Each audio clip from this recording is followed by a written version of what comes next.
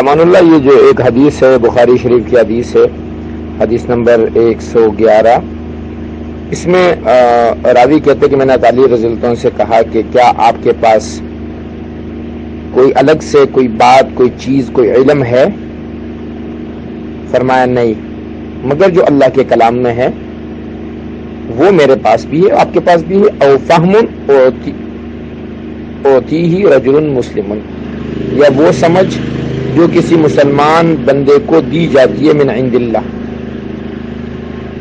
ایک مسلمان اپنے سمجھ سے کچھ اللہ کی باتوں کو الگ سے سمجھتا ہے، وہ ایک الگ بات رائے بنتی ہے علماء کی۔ او ما فی حدیث صحیفہ، یا اس کاپی میں جو کچھ ہے، صحیفہ بڑی کتاب کے مقابلے میں چھوٹی کتاب کو کہا جاتا ہے۔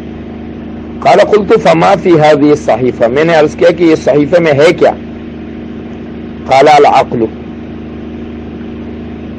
کوئی آدمی قتل ہوا اور اس کے اوپر دیت آ گئی، وہ دیت جو ہوتی ہے وہ اس کے رشتہ داروں پر، اس کی برادری پر تقسیم کی جاتی ہے، اس کو کہتے ہیں عاقلہ۔